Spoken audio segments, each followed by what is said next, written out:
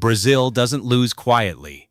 When the final whistle echoed around the stadium, it wasn't just the result dominating headlines, it was everything that happened in the moments leading up to it. Players surrounded the referee with disbelief written across their faces.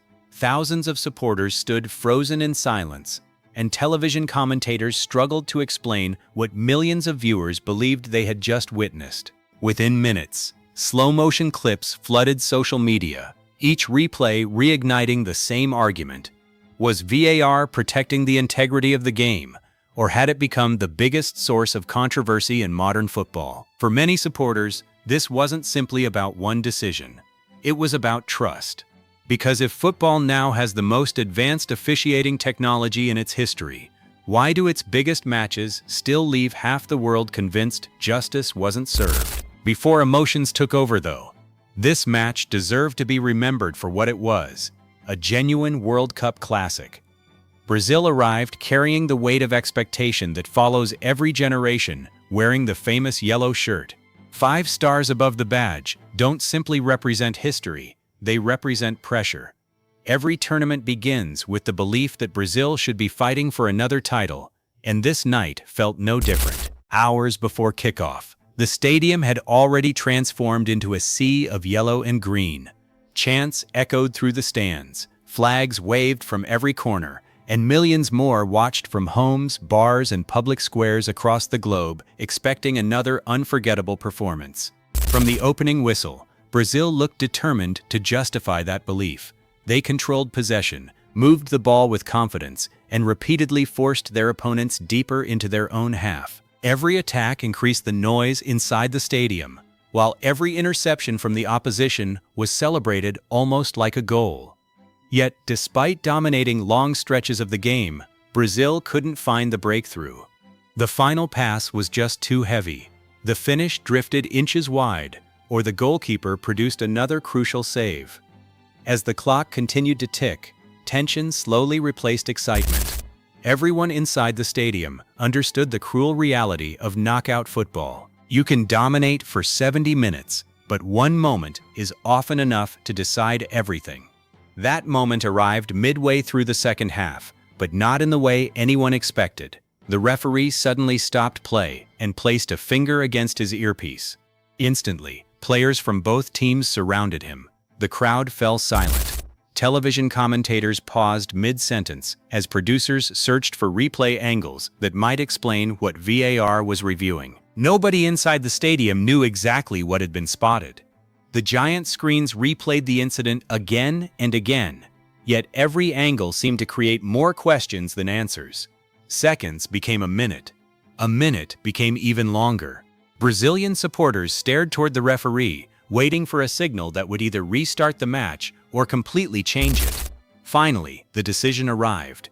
The referee pointed decisively, confirming VAR's recommendation. Brazilian players immediately protested, demanding an explanation, while their opponents reacted with visible relief. The stadium erupted, not in celebration, but in frustration. Around the world, fans rushed online, posting screenshots, freeze frames, and slowed-down replays, each convinced they had found proof supporting their own opinion. Former referees appearing on live broadcasts defended the decision according to the written laws of the game, while former players questioned whether those same laws were being applied consistently. Even experienced analysts couldn't reach complete agreement. It was the kind of incident that instantly divided the football world. Yet, remarkably, the biggest twist of the night was still waiting.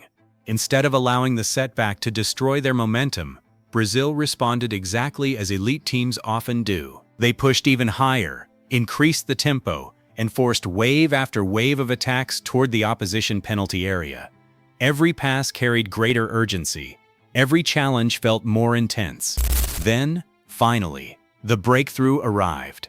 A perfectly timed passing move sliced through the defense. One final pass released Brazil's attacker into space, and the finish left the goalkeeper helpless as the ball crashed into the back of the net. The stadium exploded. Players sprinted toward the corner flag, substitutes rushed from the bench, and supporters embraced complete strangers in celebration. For several unforgettable seconds, nothing else mattered. Brazil believed they had found the goal that would define their World Cup. Then the referee raised his hand once again and touched his earpiece. The celebration stopped almost instantly. Players slowly turned back toward midfield, their expressions changing from joy to confusion. Broadcasters immediately switched back to replay after replay, searching desperately for anything that might explain another review. Some commentators wondered whether there had been a handball somewhere in the build-up. Others believed there might have been minimal contact much earlier in the move. Every new replay seemed to generate another theory rather than a clear answer. Supporters inside the stadium looked from the giant screen to the referee and back again, hoping the review would end in their favor. Around the world, millions of viewers argued over exactly the same footage, yet somehow reached completely different conclusions. After what felt like an eternity, the referee made his final signal. The goal would not count. In an instant, celebration turned into disbelief. Brazilian players surrounded the referee demanding answers. The coaching staff stood stunned on the touchline, and supporters inside the stadium could barely believe what they had just seen. But as emotional as those scenes were, an even bigger debate was already beginning, one that would soon move beyond the players, beyond the referee, and straight into the heart of football's most controversial technology. By the time the final whistle sounded, the result had almost become secondary. The conversation was no longer about who had won or lost, it was about how football's most advanced technology had reached its conclusion. Attention immediately shifted away from the pitch and toward the one place supporters never actually see, the VAR operations room. Hidden behind closed doors, officials had access to dozens of synchronized camera feeds, ultra-slow-motion replays, offside technology, and constant communication with the referee. In theory, this is football's ultimate safety net, designed to eliminate clear and obvious mistakes while protecting the integrity of the game. But nights like this expose its greatest challenge. Technology can provide every available angle, yet someone still has to decide which angles matter, how much contact is enough to change a decision, and whether the original call should stand or be overturned. Those judgments remain human, and human judgment will always leave room for disagreement. Within hours of the match ending, television studios across the world were replaying the incident frame by frame. Former referees explained why they believed the decision could be justified under the laws of the game, carefully pointing to positioning, timing, and the protocol followed during the review. At the same time, former players argued that football isn't played in slow motion and questioned whether microscopic analysis was replacing common sense. Others accepted that the decision may have been technically correct, but still believed it felt completely wrong in the context of such an important match. That difference between being technically correct and emotionally accepted became the real story. Football supporters weren't simply debating one decision anymore. They were debating whether the game itself was changing. As criticism continued to grow, FIFA defended the officiating process, maintaining that the review followed the established protocol and that the final decision had been reached according to the laws of the game. From an organizational perspective, the system had worked exactly as intended, but that explanation failed to satisfy everyone. Fans watching the same replay continued reaching completely different conclusions, and every new broadcast seemed to introduce another angle, another interpretation, or another debate. Social media only accelerated the discussion. Freeze frames spread within seconds.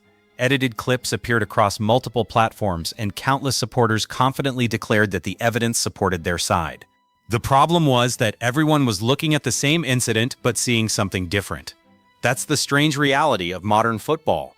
Technology has given us more information than ever before, yet certainty often feels further away than it did before VAR even existed. This match quickly became part of a much larger conversation that has followed almost every major tournament in recent years. Supporters remembered controversial offside decisions measured by centimeters, handballs that seemed impossible to predict, penalties awarded after lengthy reviews, and goals celebrated wildly before being ruled out minutes later. Every competition seems to produce another incident that divides fans, pundits, and even former officials. Some believe these moments prove VAR still needs refining. Others argue that football simply moves too quickly and contains too many subjective decisions for technology to ever remove every disagreement. Perhaps both arguments contain some truth. The system has undoubtedly corrected countless mistakes that once would have changed tournaments forever. But it has also introduced a new kind of controversy, one built not around what happened on the pitch, but around how those moments are interpreted inside a review room.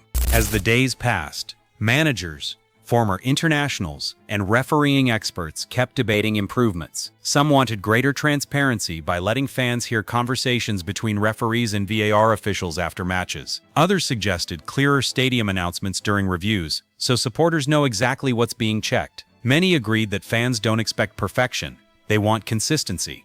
Supporters can accept difficult decisions if the same standards apply to every team. What they struggle with is uncertainty, when similar incidents produce different outcomes depending on the referee or interpretation. That's why this Brazil match became about more than the result. It highlighted football's ongoing struggle to balance technology with human judgment. As fans left the stadium, the biggest talking point wasn't Brazil's performance or the final score. It was trust. Can football embrace technology without losing its emotion? Can VAR become more transparent without slowing the game? And can any system based on human interpretation ever satisfy millions of passionate fans? Those questions remain unanswered and will return in future tournaments. Until then, this match reminds us that football has never been defined only by goals or trophies, but by debate. Long after the score is forgotten, fans will keep arguing over moments like these because that's what football inspires. Whether you think the officials got it right or wrong, one fact is clear. A single VAR review once again became bigger than the match itself. So where do you stand? Did technology protect the game or make football's biggest moments even more controversial? Let us know in the comments, because this debate is far from over.